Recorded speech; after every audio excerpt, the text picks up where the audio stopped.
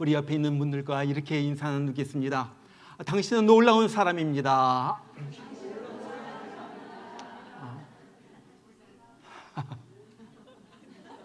안 놀라운 것 같은데. 이번에 다시 한번요. 당신에게는 하나님의 놀라운 능력이 있습니다.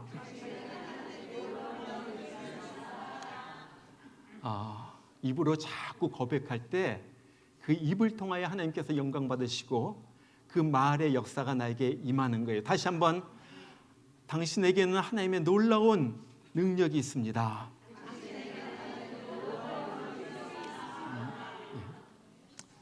여러분, 내 안에 내가 아닌 또 다른 내가 들어있는 것을 아세요?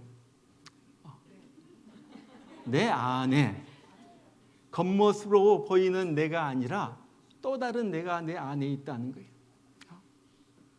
무능한 내 속에 유능한 내가 있고, 두려워하는 내 속에 용감한 내가 있고, 불안해하는 내 속에 담대한 내가 있고, 공부 못하는 내 속에 공부 잘하는 내가 있다 하는 거예요.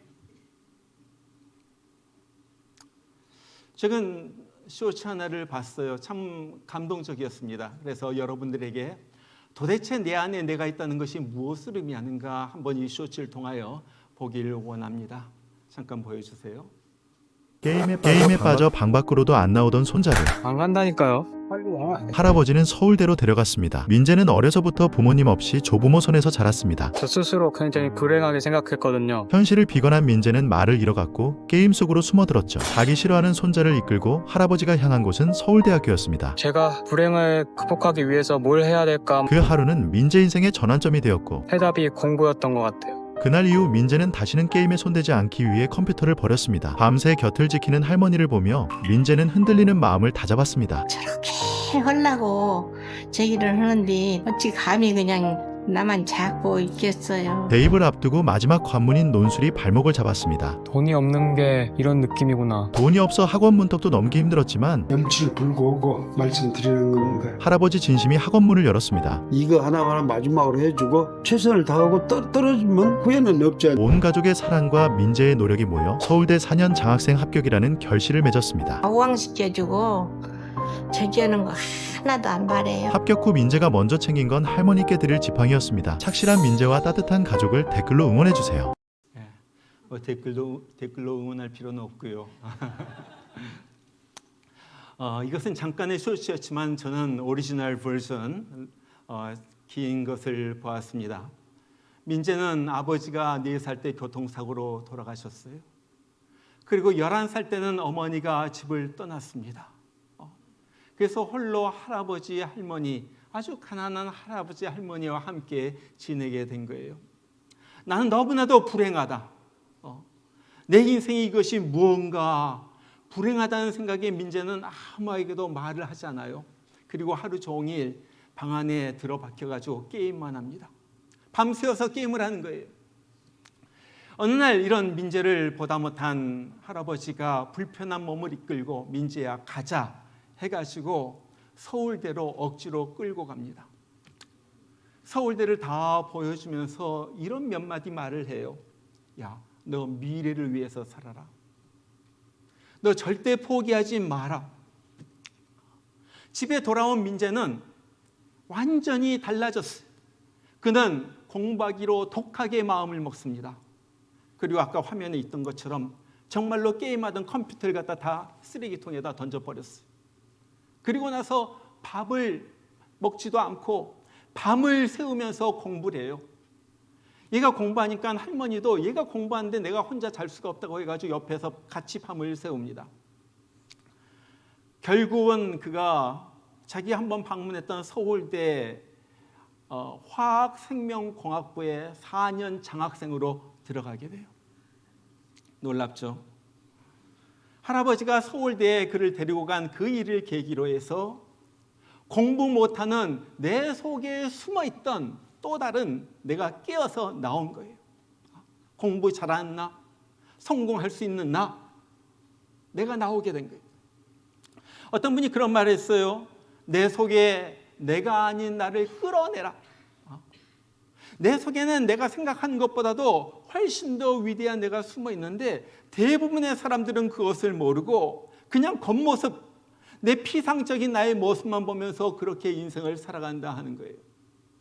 그런데 위대한 사람들은요, 모두가 한 가지 공통점이 있는데 그것은 내 속에 있는, 내 속에 숨겨진 나를 갖다 끌어낸 사람이에요. 끌어낸 사람. 여러분 성경을 보면 성경의 위대한 인물들도 다 그런 사람이에요. 베드로가 그래요. 베드로는 갈릴리 바다에서 평생 고기를 잡던 사람이었었죠. 매일매일 고기 잡아가지고 근근히 살아갑니다. 그는 그렇게 생각했을 거예요. 아, 고기 잡는 것은 나의 천직이다. 나는 어부로 살다가 어부로 죽으리라. 그런데 그것이 아니에요. 어느 날 예수님을 만났어요. 예수님이 베드로에게 그런 말씀을 하십니다. 나를 따라오라. 내가 너를 사람 낚는 어부로 만들어 주겠다.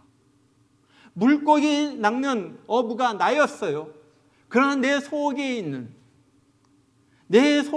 그것을 끄집어내어서 사람 낚는 어부로 만들어 주겠다 하는 거예요.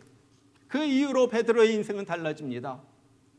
고기를 잡는 것이 아니라 하루의 말씀을 전할 때 3,000명, 5,000명이 회개하고 주님 앞으로 돌아오는 위대한 사도가 된 거예요.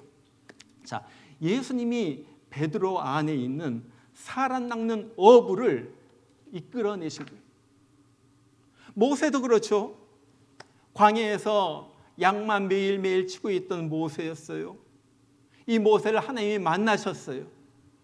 그때까지 모세는 이제 나는 틀렸다. 내 인생은 끝났다. 나는 양을 치면서 이렇게 살다가 내 인생은 끝날 것이다. 자포자기하면서 살고 있었어요. 그런데 하나님은 이 죽은 것 같은 이 모세에게 희망과 열정을 갖다 끄집어내시는 거예요. 그에게 능력의 지팡이를 갖다 들려주시면서 그를 위대한 민족의 지도자, 구원의 지도자로 세우신 거예요. 그 다음부터 모세 인생은 완전히 새롭게 됩니다. 완전히 달라지는 거 우리가 봤잖아요. 기드온도 그랬어요. 그는 겁쟁이였어요. 미디안의 군대가 쳐들어올까 봐 항상 숨어 지내면서 밀타작도 저기 숨어가지고 포도즙 파는 거기에서 밀을 타작하던 그런 사람이었어요. 그러면서 늘 자기가 그렇게 말합니다. 우리 집은 므낫세 지파 중에서도 가장 약한 지파예요. 가장 약하고 나는 우리 집에서도 가장 미천한 낮은 자야. 그런 내가 뭘 하겠어? 그러면서 항상 두려움 가운데 떨던 사람이었어요. 그런데 어느 날 하나님께서 그를 찾아와가지고 그 속에 불을 지르는 거예요. 용기를 주는 거예요. 그 후로 그는 완전히 달라졌어요. 그 일을 계기로 동네에 세워져 있던 바알의 이 제단을 갖다 다 헐어버리고 아세라 우상을 갖다 찍어버립니다. 그리고 300명의 사람들 갖다 데리고 와가지고 미디안 군사 13만 5천 명을 무찌르게 되는 거예요. 여러분 놀랍잖아요. 평생 농사만 지으면서 무서워서 벌벌 떨며 지낼 뻔했던 이 기도원을 하나님께서 위대한 구원자, 용사로 만들어 주신 거예요. 여러분 우리도 그래요. 그들만의 이야기가 아니라 우리도 그래요. 지금 게으르고 능력이 없고 아무것도 못하는 이 모습이 우리의 참모습이 아니라는 거예요. 내 속에 하나님의 능력이 감춰져 있는데 이 내 속에 감춰져 있는 하나님의 포텐셜, 이 잠재력이 발휘될 때 우리 삶은 너무나도 멋지게 완전히 달라질 수가 있다는 거예요. 오늘 시편 103편을 쓴 다윗도 그런 사람이에요. 여러분 우리가 잘 알듯이 다윗은 평범한 목동이었어요. 집에서는 8 형제 중에서 막내로 무시당하죠. 하루 종일 하는 일은 밖에 나가가지고 양치는 거 그거였어. 그런데 그가 어느 날 왕이 됩니다. 목자 다윗 속에 숨어있던 이 왕이 드디어 나온 거예요. 보통 왕이 아니라 위대한 왕이죠. 여러분 어떻게 다윗이 그렇게 돼요? 어떻게 내 속에 있는 하나님의 능력을 끌어내어 가지고 훨씬 더 내 자신을 위대한 사람으로 만들 수가 있어요? 그에 대한 답변이 오늘 시편 103편에 나오는 거예요. 오늘 다윗은 이렇게 고백을 해요. 그가 내 모든 죄악을 사하시며 내 모든 병을 고치시며 내 생명을 파멸해서 속량하시고 긍휼로 관을 세우시며 좋은 것으로 내 소원을 만족하게 하사 내 청춘을 독수리같이 새롭게 하시는도다. 여러분, 이 말에 여기에 주어가 누구예요? 하나님. 그가 여호와 하나님이. 다윗은요 지금 하나님을 믿은 거예요. 하나님이 나를 새롭게 하신다. 하나님은 내 운명을 바꾸신다. 하나님이 나를 변화시킨다. 내가 지금 목동이라 할지라도 내 안에 계신 하나님이 나를 변화시킨다. 그 믿음대로 하나님이 그를 변화시켜요. 놀랍게 만들어요. 그러면은 하나님은 어떻게 다윗을 새롭게 만들었습니까? 다윗이 어떻게 새롭게 변화가 돼요? 어떻게 다윗 속에 있는 또 다른 내가 밖으로 나오게 돼요? 자, 첫 번째, 다윗은요 자기를 구해주시는, 건져주시는 구원의 하나님을 믿었어요. 세 가지에서 건져주십니다. 첫 번째 보면은요 그가 내 모든 죄악을 사하시며 그래요. 죄에서 건져주신 하나님, 죄에서 건져주신 하나님. 여러분, 우리가 잘 알다시피 다윗은 엄청난 죄를 지었던 사람이에요. 남편을 죽이고 남의 아내를 빼앗아 가지잖아요. 어떻게 이런 강도가 있어요? 이런 살인 강도가 있어요. 이런 큰 죄를 나단 선지자가 와가지고 다윗에게 말하죠. 꾸짖죠. 그때 다윗이 얼마나 눈물을 많이 흘리면서 회개했던지 침상을 눈물로 적셨다고 그래요. 요가 눈물로 적셔질 만큼 그는 통곡하면서 회개했어요. 그의 회개 기도를 들으시고 하나님께서 그를 용서해 주셨어요. 그리고 그 이후로 다윗은 한 번도 이 죄에 사로잡혀서 쩔쩔매면서 산 적이 없어요. 죄책감 때문에 주눅 들어서 살지 않았다는 거예요. 하나님이 나를 용서해 주셨으니 나도 나를 용서한다. 하나님이 나를 용서해 주셨는데 누가 나를 정죄할 것인가? 하나님은 자기를 죄와 죄책감에서 완전히 용서해서 구해주신 분이라는 것을 다윗은 알았어요. 여러분, 우리도 마찬가지예요. 우리도 죄를 지어요. 그러나 우리가 회개한 다음엔 죄에 얽매여서 살면 안 돼요. 왜? 예수님이 우리의 죄를 짊어지시고 대신 죽으셨기 때문에 그래요. 십자가에서 우리 죄는 다 용서받은 거예요. 과거에 지은 죄에서 해방받았고 더 이상은 그 죄에 얽매여서 살 필요가 없다는 거예요. 내가 왜 그랬을까? 그때 안 했어야지 되는데 이렇게 내가 잘못했어. 그러면서 살 필요가 없다는 거예요. 왜? 내 죄와 내 허물이 십자가에서 못 박혀서 죽었기 때문에 그런 거예요. 그렇기 때문에 우리는 주님이 내 죄를 용서해 주신 줄을 믿고 다시 그 죄에 대하여 아픔을 가지지 말고 당당하게 살아야지 되는 거예요. 그 다음에 다윗은 그렇게 말합니다. 내 모든 병을 고치시며. 모든 병을 고쳐주셨다고 그래요. 병을 고쳐주셨다. 여러분, 성경을 보면요 다윗이 병에 걸렸다는 얘기가 나오지 않아요. 무슨 병에 걸렸다 이런 얘기는 한마디도 없어요. 그러나 우리가 좀 생각해 볼 수가 있어요. 여러분, 다윗이 어떤 삶을 살았어요? 자기를 죽이려고 하는 사울을 피해가지고 도망다니면서 어떨 때는 빈 들에서 자고 어떨 때는 굴 속에서 자고 어떨 때는 막 산속에서 들어가가지고 자기도 하고 그러면서 무척 힘들게 살아요. 언제 내가 죽을지 모른다. 이렇게 잠을 자다가 언제 사울이 보낸 암살단에게 이 당해가지고 죽을런지 모른다. 날마다 스트레스. 거기다가 먹는 것이 좋았겠어요? 뭐 자는 것이 좋았겠어요? 모두가 부실한 거예요. 아마 이런 상태가 뭐 하루 이틀이면 모르지만은 5년, 10년 이런 상태가 넘어가면서 여러 가지 병에 시달렸을 것 같아요. 그러지 않아요? 영양실조도 있을 수가 있고. 오늘 본문에 보면은 병이라고 했는데 탈루아임이란 말이에요. 이것은 그냥 단수가 아니라 복수예요. 플루럴이에요. 복수. 다윗이 한 가지 병에 걸렸던 것이 아니라 많은 병에 시달렸어요. 다윗이 많은 병, 무슨 병인지는 모르지만은. 그런데 다윗이 오늘 말한 것이 하나님이 내 모든 병을 고쳐주셨다. 지금도 내 병을, 모든 병을 고쳐주시는 하나님. 다윗은 앞으로도 모든 병을 고쳐주시는 하나님을 갖다가 믿어버리는 거예요. 내 속에서 치유하시는 하나님. 며칠 전에 저와 제 아내가 얘기를 나눴어요. 내가 내 과거를 갖다 돌이켜보면서 내가 몸이 얼마나 아팠는지, 얼마나 약했는지. 온갖 것. 저는요, 젊었을 때 몇 년을 허리가 아파가지고 잠을 제대로 자지 못했어요. 얼마나 괴로운 줄 알아요? 잠을 못 자. 그러니까 좀 누워있다가 몇 시간이 지나면 일어나가지고 침대에 앉아 있어야지 돼. 그러니까 잠을 제대로 못 자.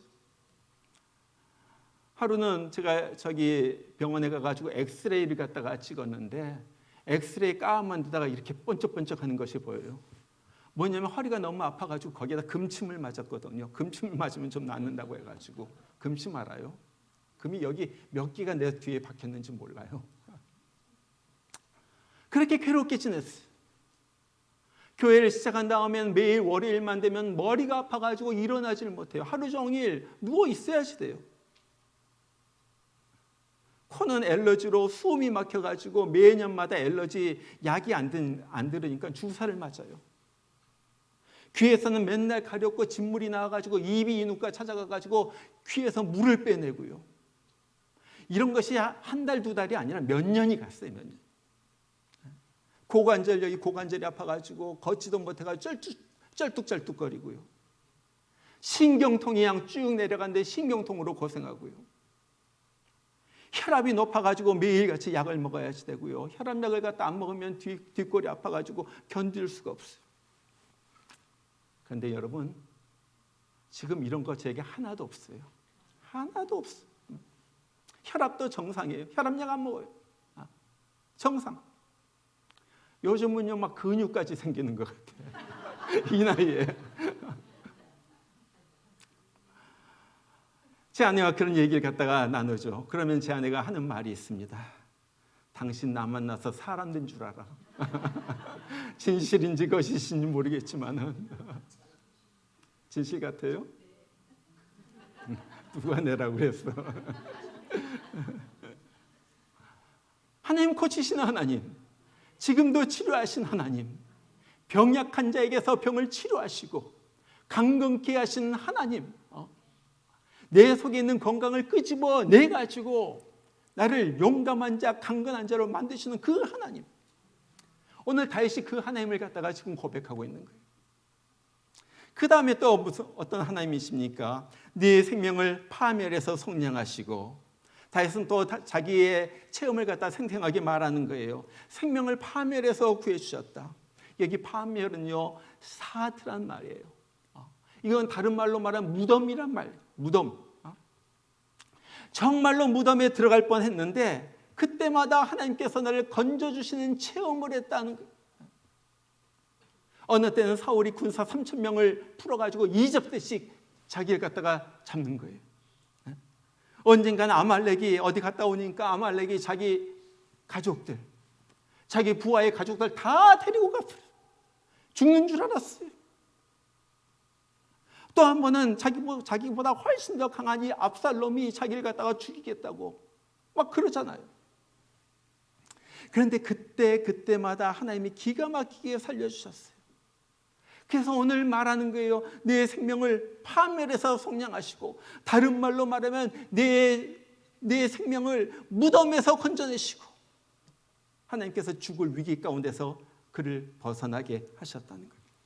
자, 하나님은요, 죄악과 질병과 파멸에서 구해주시는 분이에요.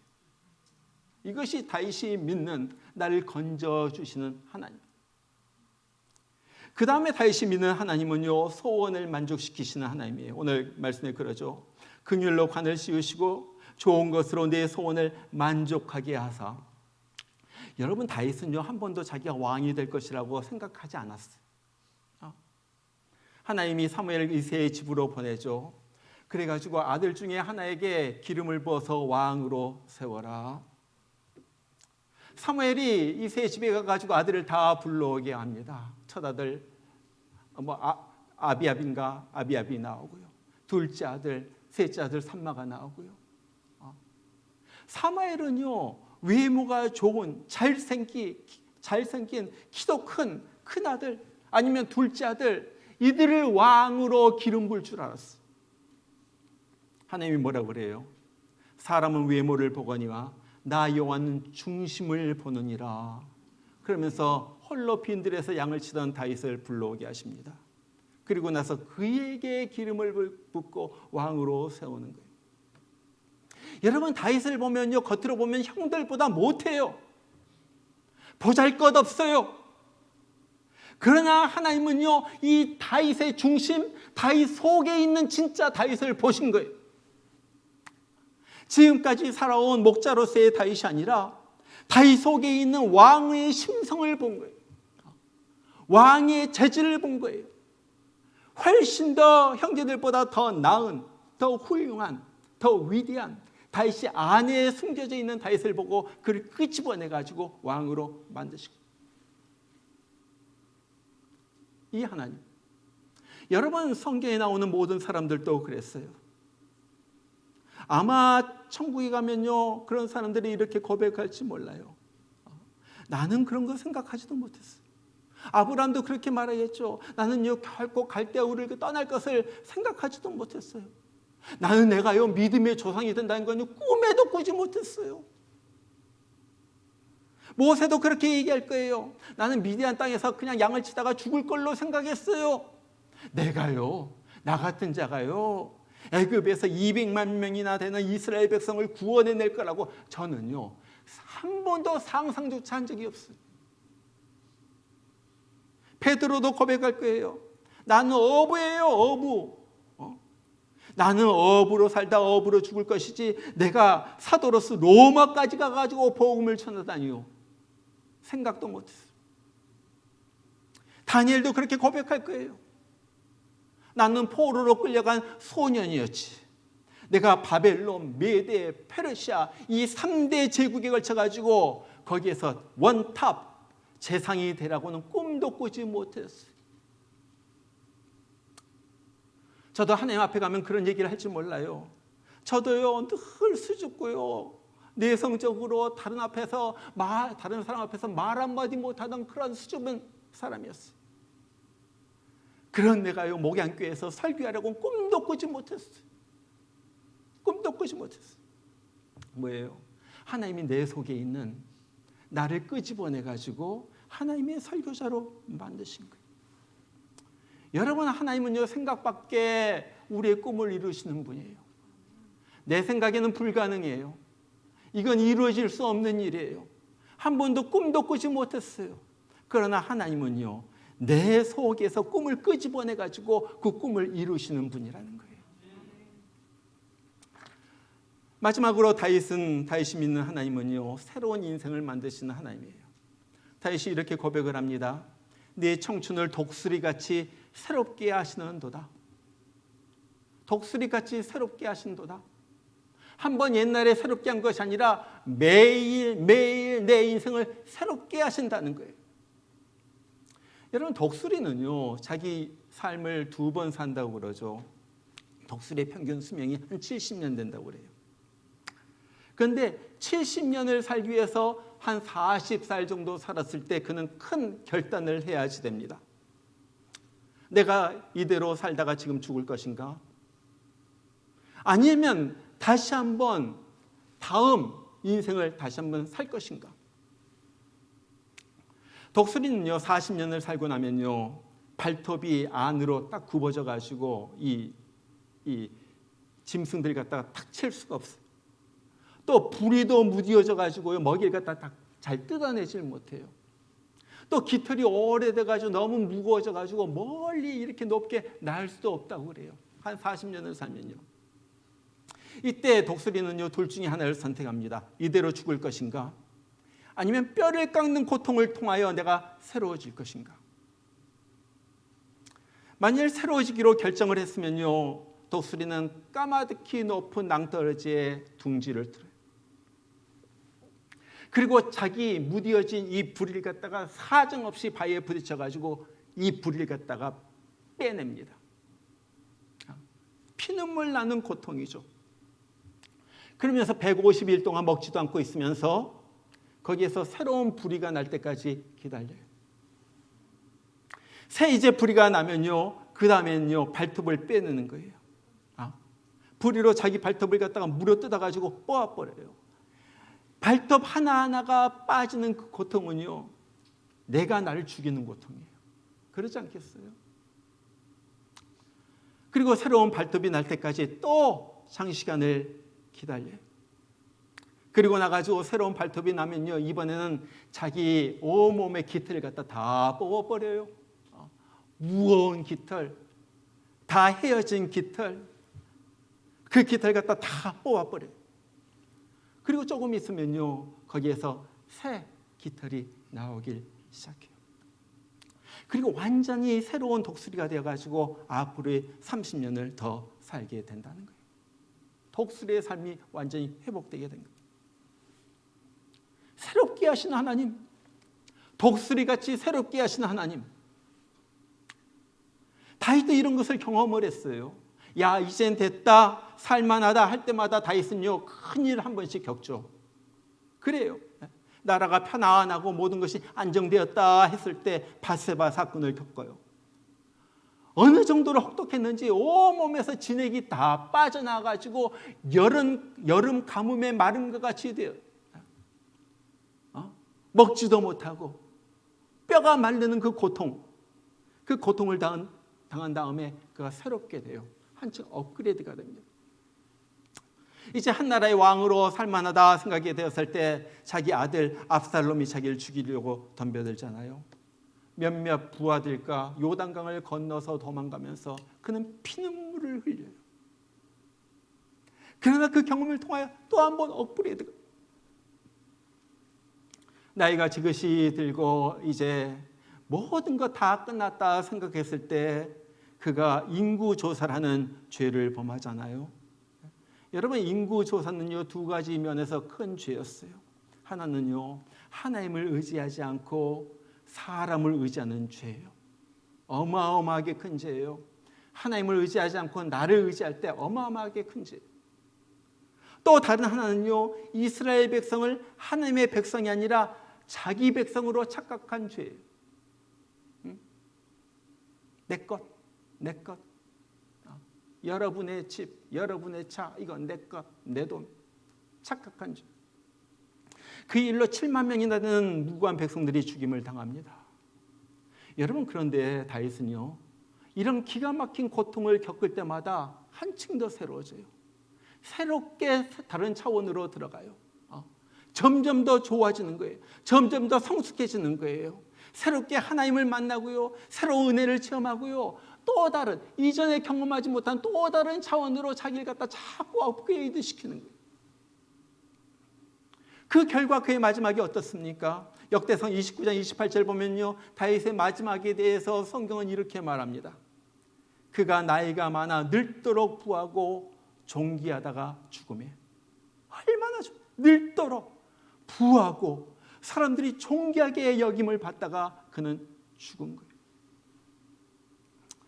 여러분, 하나님은요, 우리의 삶을 새롭게 변화시키기를 원하세요. 내 속에 있는 내가 알지 못하던 하나님이 심어놓으신 하나님의 능력을 끌어내가지고 놀라운 능력의 사람으로 만들기를 원하시는 거예요. 병약한 사람이 건강한 사람으로, 무능한 사람이 능력의 사람으로, 내 속에 심어놓은 하나님의 능력이 나와가지고 나를 완전히 또 다른 차원의 사람으로 하나님은 만드시는 거예요. 여러분 아세요? 여러분의 속에 하나님께서 심어놓으신 능력이 있다는 사실 아세요? 맥캘리스트라는 의사가 있었어요. 어느 날 너무나도 사랑했던 그 아내가 병으로 세상을 떠나요. 너무나도 사랑한 아내. 자기가 그토록 사랑한 아내가 죽어가는데도 자기는 의사인데도 불구하고 아무것도 하지 못하는 거예요. 자괴감이 들죠. 자학 증세가 나타나면서 우울증에 빠졌어요. 그리고 나가지고 그 충격과 스트레스로 이것이 병이 오면서 하반신 불구 중풍병에 빠지게 된 거예요. 이젠 장애인이 되었어요. 휠체어가 아니면요 자기가 움직일 수가 없어요. 기회가 되면 좀 자살하려고 했지만요 어떻게 자살을 또 못할 움직이지 못해가 자살도 못해요. 어느 날 그가 간호사들에게 자기가 알던 간호사들에게 말하죠. 자, 우리 바다로 가가지고 좀 휴식을 갖자. 너희들은 다 수영을 해. 나는 그냥 시원한 바닷바람 좀 쏘이고 오겠어. 다 같이 갑니다. 간호사들이 이 바다에서 수영을 갖다가 즐긴 동안 자기는 휠체어에 앉아가지고 그냥 바람만 쏘이고 있어요. 그러면서 혼자 자기 생각에는 혼자 물에 빠져 죽을 것. 그 기회만 엿보고 있는 거예요. 내가 어떻게 죽지? 오늘이 마지막이야. 내가 어떻게 죽지? 그런데 갑자기 비명소리가 나는 거예요. 간호사 한 명이 수영을 하다가 발에 쥐가 나가지고 물속에 막 빠져 들어가고 있는 거예요. 그때 놀라운 일이 일어나죠. 갑자기 휠체어에 앉아 있었던 이 맥앨리스터 의사가 벌떡 일어나더니 막 달려가가지고 물속으로 뛰어들어가가지고 그 간호사를 건져내요. 무슨 말입니까? 약한 맥앨리스터에 숨어 있었던 강한 맥앨리스터가 위기를 통하여 밖으로 뛰쳐나오는 거예요. 여러분, 우리도 그런 얘기도 들었잖아요. 어떤 엄마가 딸이 추락에 차에 깔리니까 갑자기 달려가가지고 차를 갖다가 들어 올리고 딸을 갖다가 구해냈다, 그런 얘기 들었잖아요. 들은 적 있어요? 내 안에는 놀라운 내가 숨어 있다 하는 거예요. 이것이 나오면요 나는 놀라운 사람이 됩니다. 다윗이 그랬어요. 모세가 그랬어요. 다니엘, 에스더, 베드로, 수많은 성경의 사람들이 그런 거예요. 겉으로는 능력 있는 사람이 별로 없어요. 무능했어요. 힘도 없어요. 건강도 별로 좋지 않았어요. 그러나 하나님을 만나고 하나님을 믿고 하나님이 그 안에서 새로운 하나님이 숨겨두었던 능력을 끄집어내니까 완전히 그 인생이 달라지는 거예요. 능력의 사람으로 변한 거예요. 건강한 사람으로 변한 거예요. 후퇴한 사람이 아니라 전진한 사람으로 변한 거예요. 무슨 믿음? 나를 내가 보고 있는 것보다도 훨씬 더 훌륭하게 만드시는 그 하나님에 대한 믿음. 내 죄를 용서하시고 병을 고치시며 생명을 파멸해서 구해주시는 하나님에 대한 믿음. 늘 좋은 것으로 내 영혼을 만족하게 하시는 하나님에 대한 믿음. 뼈아픈 고통이 내 인생을 지나갈지라도 그것을 통하여 우리 인생을 독수리같이 매일매일 새롭게 하시는 그 하나님에 대한 믿음. 저는 그런 생각을 해요. 나이가 들고 이렇게 보니까 이제 인생을 마무리해야 되겠다, 그런 생각도 들 때가 있죠.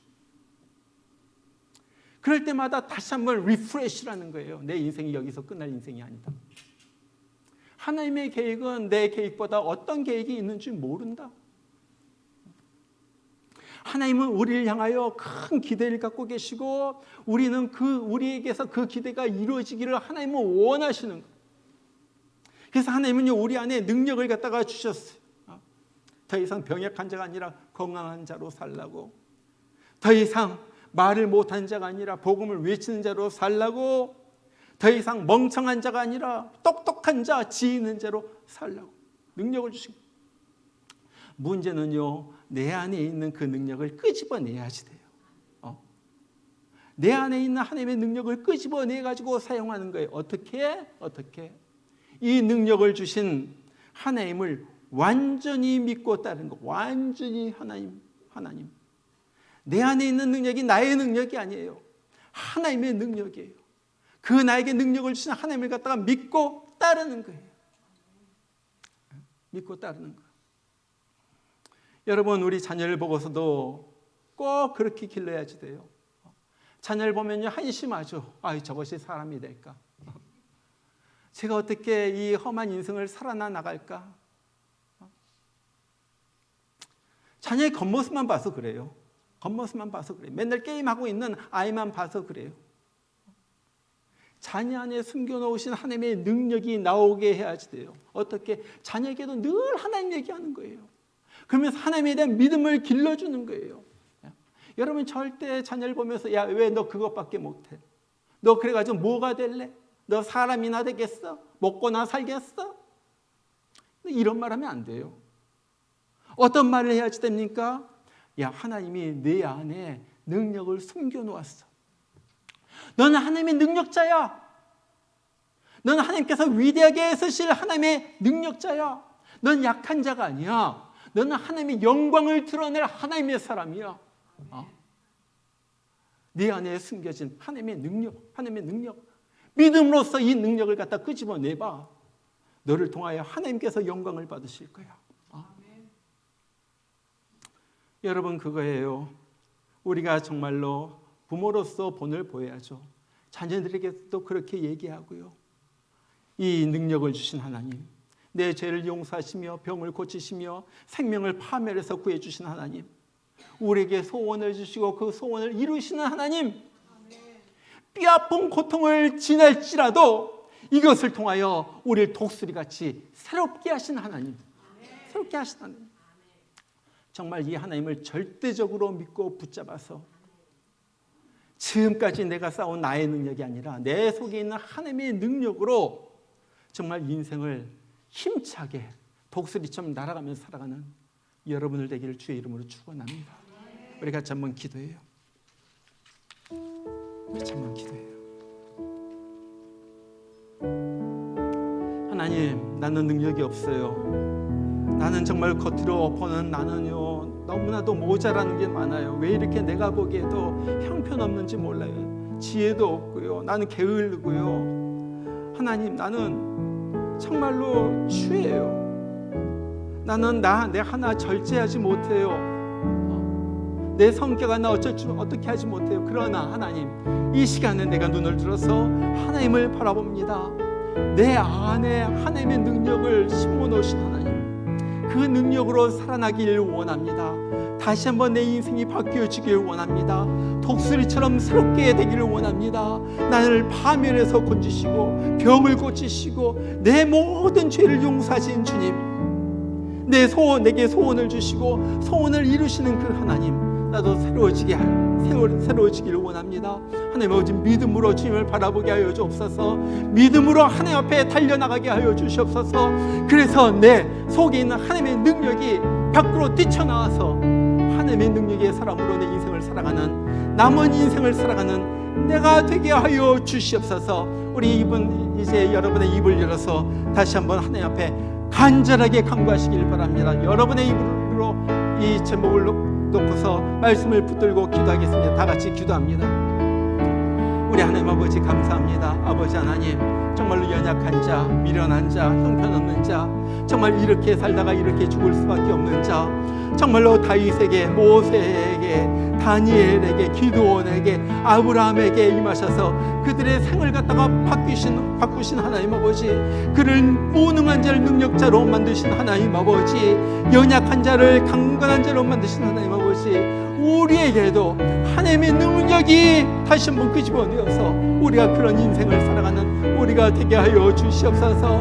나의 하나님 아버지, 내 능력을 보지 않도록 하여 주시고 내 머리가 나쁜 것을 보지 않도록 하여 주시고 내 안에 하나님께서 계시고 하나님께서 주신 나의 정말로 포텐셜을 보게 하여 주시옵소서. 하나님 아버지, 내 자신이 아니라 이제 주님을 보면서 주님의 능력을 아버지 하나님, 우리가 붙잡으면서 살게 하여 주시옵소서. 절대 안 된다, 못 된다, 정말로 내 자신을 보면서 낙심하고 좌절하는 것이 아니라 내 안에 능력을 보면서 힘차게 달려나가게 하여 주시고, 그래서 하나님의 능력이 나를 통하여, 연약한 나를 통하여 드러나게 하여 주시며, 그래서 하나님께서 영광을 받으시는 그러한 나머지 위대한 나의 삶이 되게 하여 주시옵소서. 우리 하나님 아버지, 주님을 믿습니다. 주님을 따릅니다. 여기 있는 주님의 사람들, 아버지 하나님, 이대로 지금까지 살았던 대로 그대로 살지 않도록 하여 주시고, 아버지 하나님, 지금까지 살았던 대로 그렇게 연약한 모습으로, 병약한 모습으로 아버지 그렇게 시달리면서 사는 것이 아니라 이제는 다시 힘을 입어가지고 강건하게 주님의 꿈을 위하여 달려나가는 그러한 사람으로 만들어 주시옵소서. 아버지 하나님, 이 가운데서 아브라함이 나오고 기도원이 나오고 정말 이 가운데서 하나님의 사도와 같은 사람들이 나오는 그러한 역사가 일어나게 하여 주시옵소서. 우리 하나님 아버지 감사합니다. 주의 능력을 믿습니다. 주의 능력을 믿습니다. 능력 붙들고 나가서 아버지 하나님 멋있게 살아가는 우리 되게 하여 주시옵소서.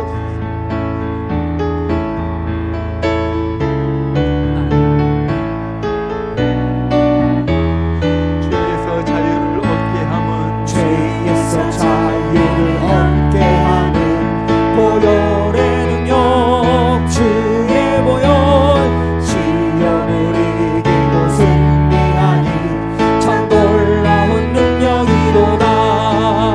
주의 보혈 능력이로다. 주의 피 믿으오 주의 보혈 그 어린 양이 매우 귀중한 피로다. 육체의 정욕을 이길 힘은 육체의 정욕을 이길 힘은 보혈의 능력 주의 보혈 정결한 마음을 얻게 하니 참 놀라운 능력이로다. 주의 보혈 능력이로다. 주의 피 믿으오 주의 보혈 그 어린 양이 매우 귀중한 피로다. 보다 너희에게 밝히는 것 보혈의 능력 주의 보혈 부정한 모든 것 밝히시니 참 놀라운 능력이로다. 주의 보혈 능력이로다. 주의 피 믿으오 주의 보혈 그 어린 양이 매우 귀중한 피로다. 구주의 복음을 전할 제목 보혈의 능력 주의 보혈 날마다 나에게 찬송 주니 참 놀라운 능력이로다. 주의 보혈 능력이로다.